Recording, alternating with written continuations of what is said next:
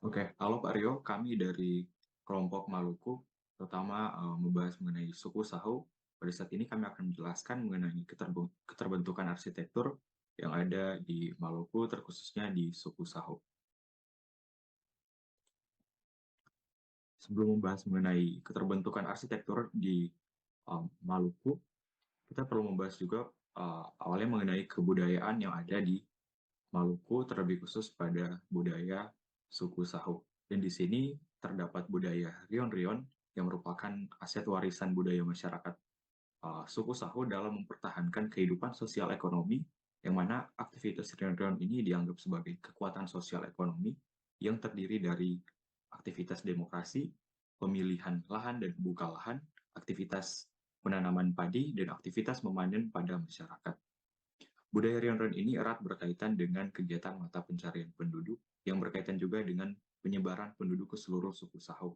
Orang-orang Sahu pada masa dahulu berpencar membentuk kelompok sosial atau Dous. Istilah Dous ini merujuk pada kelompok masyarakat yang terdiri dari beberapa keluarga inti dan kelompok keluarga yang perlu untuk bekerja setiap harinya untuk memenuhi kebutuhan. Ini pengalaman hidup yang dialami oleh masyarakat tersebut seperti bencana alam, kekeringan ladang, dan berbagai tantangan tersebut kemudian menjadikan suatu prinsip oleh leluhur masyarakat Sahu untuk menciptakan suatu budaya yang selaras dengan keberadaan lingkungan alam dan lahirnya budaya Rion-Rion ini. Kemudian ada budaya Orom Toma Sasadu atau Orom Sasadu. Jadi adat Orom Sasadu ini adalah syukuran yang berlangsung selama 7 hari dan 7 malam yang merupakan kewajiban yang harus dilaksanakan sebagai ucapan syukur atas hasil panen raya dan sebagai aturan hidup mereka yang mana hasil panen raya itu dibawa ke rumah adat yang bernama Sasadu yang kemudian nanti akan kami jelaskan untuk keterbentukan arsitekturnya. Dan budaya Orang Sasadu ini bermula sejak ratusan tahun lalu ketika masyarakat mengalami panen raya. Jadi setiap tahunnya masyarakat membawa hasil panen raya tersebut ke rumah adat Sasadu sebagai cara mereka bersyukur. Yang mana terdapat 5 makna yang terkandung dalam tradisi ini. Pertama ada terhadap upaya penegakan nilai-nilai pada aturan untuk menciptakan kedamaian. Lalu kedua adalah untuk memperkuat relasi sosial. Dan ketiga ada terkait mempertegas struktur sosial masyarakat. Dan keempat adalah mengenai ajang pendidikan nilai moral masyarakat. Dan yang kelima adalah untuk mempertegas pola hubungan manusia dengan lingkungan alam, atau dengan kata lain manusia perlu untuk bersosialisasi atau peduli dengan lingkungannya. Nah, kemudian selanjutnya ada terkait kesenian di Maluku. Nah, di sini salah satu uh, adat yang terkait dengan upacara atau kegiatan upacara di Maluku, yang mana kegiatan upacara di Maluku menjadi suatu kegiatan penting di Maluku karena upacara dapat membuat masyarakat Maluku mengekspresikan suatu tujuan atau peristiwa yang penting. Nah, di sini salah satunya adalah upacara antar sotong pada gambar yang pertama. Di situ upacara antar sotong itu dirayakan oleh masyarakat Maluku dalam menggunakan dengan menggunakan perahu dan lentera untuk mengundang cumi-cumi dari laut untuk mengikuti cahaya lentera menuju ke tepi pantai, kemudian akan diambil oleh masyarakat uh, Maluku dari laut tersebut. Kemudian di samping gambar tersebut ada upacara manyapu yang merupakan kegiatan tradisi yang dipandang sebagai alat untuk mempererat tali persaudaraan masyarakat di Maluku. Dan di sini dipertunjukkan oleh pemuda yang dibagi dalam 2 kelompok, di mana setiap kelompok berjumlah 20 orang, dan kedua kelompok tersebut dengan seragam berbeda dan akan bertarung satu sama lain. Nah, kemudian selanjutnya ada terkait seni tari tradisional yang ada di Maluku sebagai bentuk pengekspresian tradisi di Maluku melalui gerakan dan ekspresi. Nah, salah satunya adalah tarian Saureka-reka, yang itu pada gambar pertama yang terdapat balok kayu di lantai. Dan di situ namanya tarian Saureka-reka yang disebut juga dengan tarian gaba-gaba atau pelepah pohon sagu. Di tarian ini, tarian tradisional ini sebenarnya lebih mirip seperti permainan engklek, namun bedanya dalam permainan engklek, sang pemain harus melompat dan tidak boleh menginjak garis gambar, sedangkan pada tarian Saureka-reka, pemain harus melompat dan menari mengikuti sekaligus menghindari hentakan gaba-gaba atau balok kayu di lantai tersebut. Nah, tarian asli Maluku ini biasanya digunakan sebagai bentuk ucapan terima kasih atas anugerah kehidupan dan kesuburan dari Tuhan Yang Maha Esa. Selain itu, tarian ini juga ditampilkan pada acara-acara penyambutan tamu sebagai simbol rasa terima kasih dari penduduk kepada tamu yang telah berkenan untuk berkunjung ke Maluku. Kemudian di samping tarian Saureka-reka itu ada tarian Cekalele, di situ yang orang memegang parang atau pedang. Di situ tarian Cekalele atau tarian perang di sini biasanya dibawakan secara beramai-ramai dengan jumlah penarinya bisa mencapai 30 orang yang terdiri dari laki-laki dan perempuan, dan mereka saling berpasangan. Di sini tarian ini biasanya dipentaskan dalam rangka menyambut tamu uh, tertentu dan juga sebagai perayaan adat. Tarian ini memiliki keistimewaan karena um, keistimewaan tersendiri karena berasal dari atribut yang dikenakan penari, yakni celana yang berwarna merah yang menyimbolkan keberanian, dan dari rakyat Maluku dalam menghadapi perang. Kemudian ada pedang atau parang yang dipakai di situ menyimbolkan harga mati dari penduduk Maluku. Kemudian tameng di sini menyimbolkan suatu protes terhadap sistem pemerintahan yang tidak memihak kepada rakyat, sehingga tarian ini juga menjadi dilihat sebagai suatu keistimewaan tersendiri dari beberapa komponen-komponen tersebut. Di wilayah Maluku, ada 3 arsitektur Maluku yang terkenal untuk dijelajahi. Dimulai dengan rumah Baleo, arsitektur Maluku yang paling terkenal, berasal dari kata balai yang berarti tempat berkumpul. Apa yang membuat tempat ini begitu dikenal oleh orang-orang adalah karena peristiwa dan tradisi yang dirayakan di rumah ini, membuatnya lebih menjadi tempat perayaan daripada tempat rumah biasa. Bisa juga dikatakan rumah adat Baileo adalah satu-satunya rumah adat yang arsitekturnya masih menggambarkan kebudayaan Siwalima. Dilihat dari desain rumah Baileo, terlihat bahwa tempat ini berbentuk panggung tanpa dinding untuk menutupi sekelilingnya. Agar ketika bermusyawarah masyarakat sekitar yang berada di luar bisa tetap ikut terlibat dengan tetua yang berada di dalam. Pada bagian lantai sengaja dibangun lebih tinggi dengan tujuannya agar roh nenek moyang berada di tempat dan derajat yang lebih tinggi dibandingkan dengan masyarakat. Berikutnya kami mempunyai rumah Hibualamo.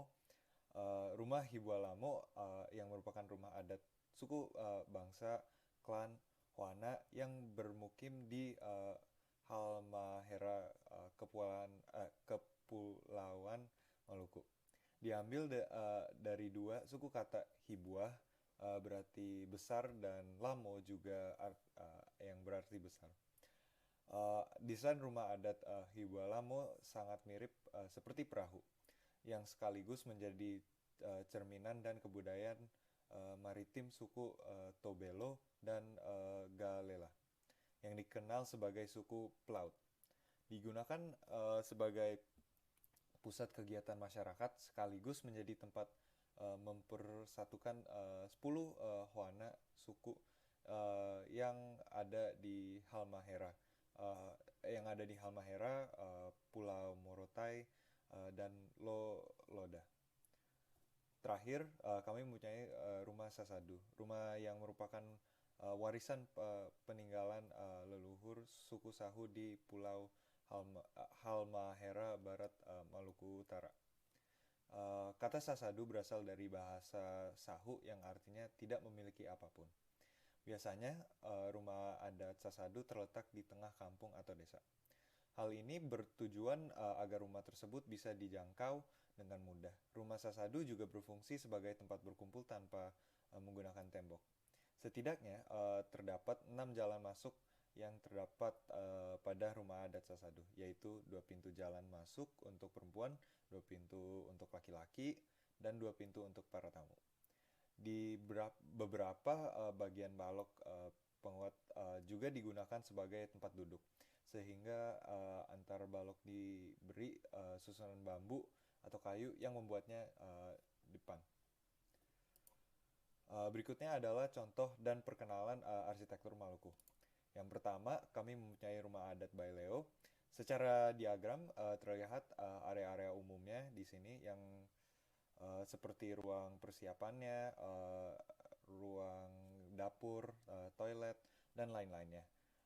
Dengan ruang persiapannya, dengan yang tengah ditutupi oleh panggung besar rumah Baileo, disusun dengan ciri-ciri rumah Baileo seperti batu pamali, tiang penyangga, tiang-tiang ini, tiang siwa 5, dan sudah pasti ruangnya yang berukuran besar.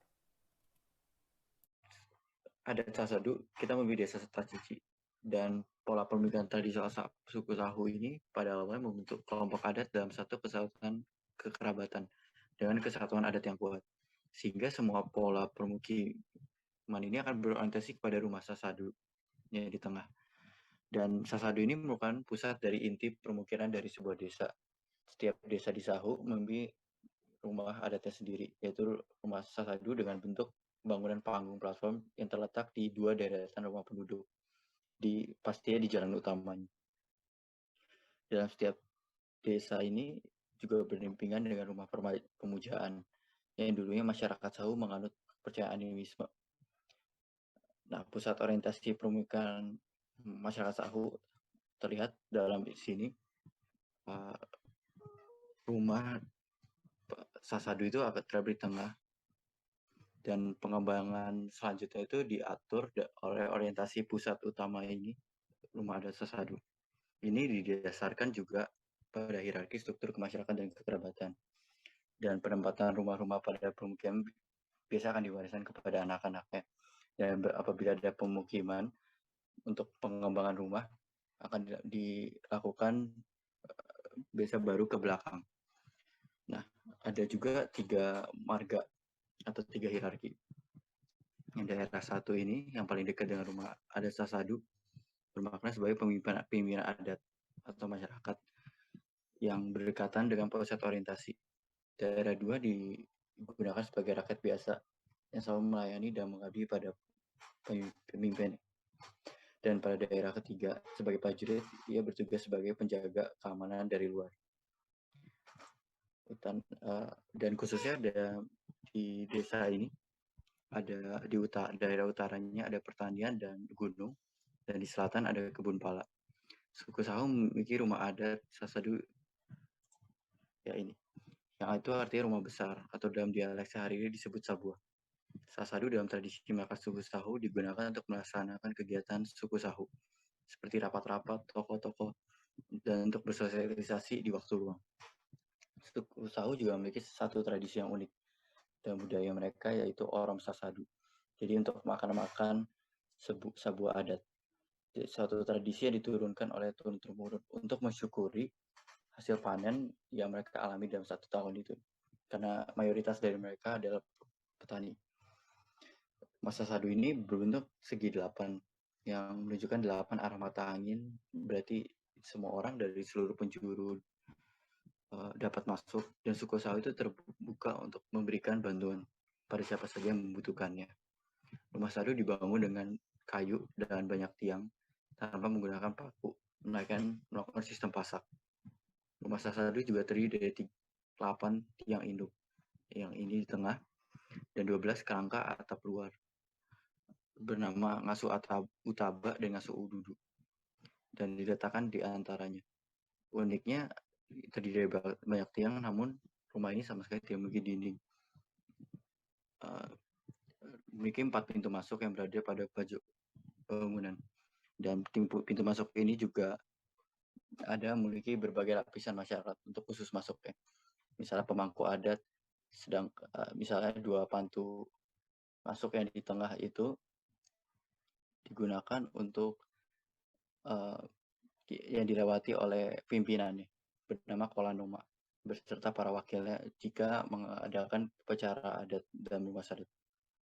Atap berbentuk segitiga dinamai Kiboru Makai, berupa biki, ekor burung desain lebih rendah yang memiliki maksud khusus untuk kalau melewati pintunya itu harus membungkuk sebagai tanda penghormatan.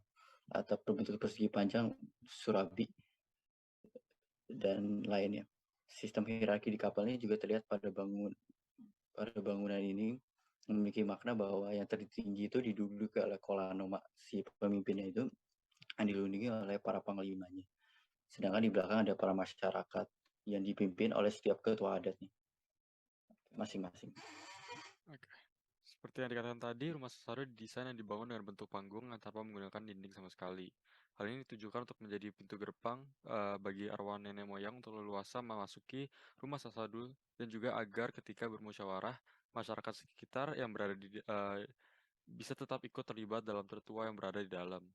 Hal ini juga menunjukkan bahwa masyarakat Sahu dan Maluku Utara bisa menerima pendatang baru tanpa membedakan status atau kasta. Dan pada bagian lantai juga sengaja dibangun lebih tinggi, tujuannya agar roh nenek moyang berada di tempat dan derajat yang lebih tinggi dibandingkan dengan masyarakat.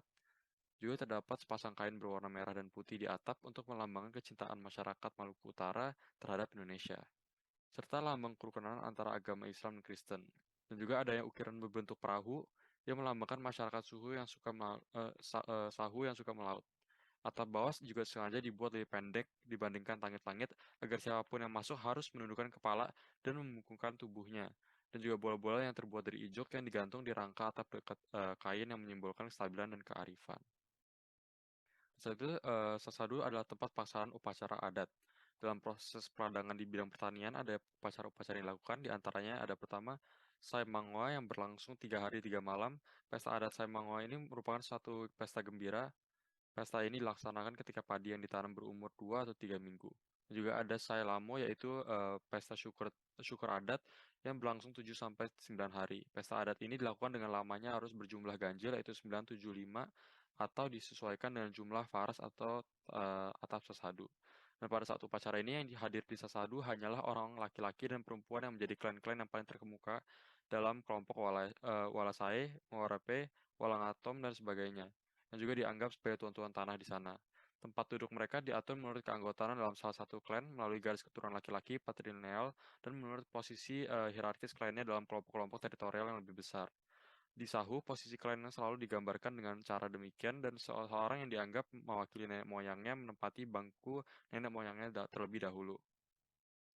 Dan posisi tabah pada bagian yang paling dekat ke jalan atau pantai adalah posisi untuk para kapita atau panglima perang, warna biru tua di tengah diagram. Dan juga ini menunjukkan suatu bentuk tanggung jawab dan kewajiban untuk melindungi warga masyarakat biasa. Posisi tabah untuk Sangaji adalah posisi yang mewakili warga masyarakat biasa, dan tabah Ternate di sisi kiri dan kanan bangunan adalah tempat untuk masyarakat umum atau tamu khusus dari Ternate. Sebagai pemilik rumah adat Sasadu, suku Sahu memiliki falsafah yang mengibaratkan rumah Sasadu sebagai sebuah kagunga atau kapal perang kerajaan Ternate, dan menurut mereka rumah Sasadu adalah Kangua Tego-Tego, yang artinya kagunga yang sudah merapat ke pantai. Karena itulah semua rumah Sasado selalu membujur ke arah daratan gunung dan berada di tengah-tengah kampung. Dan rumah Sasado memiliki 4 area masuk yang berada pada bagian pojok bangunan, yaitu tepat di bawah atap segitiga Mabiki. Dan juga digunakan sebagai pintu area masuk berbagai lapisan masyarakat termasuk para pemangku adat, sedangkan 2 area masuk yang berada tepat di tengah-tengah bangunan merupakan area masuk yang khusus dilewati oleh Kolano atau yang disebut Kolano Majiko serta para wakilnya ketika mengadakan upacara adat di dalam rumah Sasadu. 2 pintu ini khusus digunakan perempuan, ada juga 2 pintu yang khusus digunakan laki-laki, dan pintu lainnya dapat digunakan oleh tamu suku Sahu.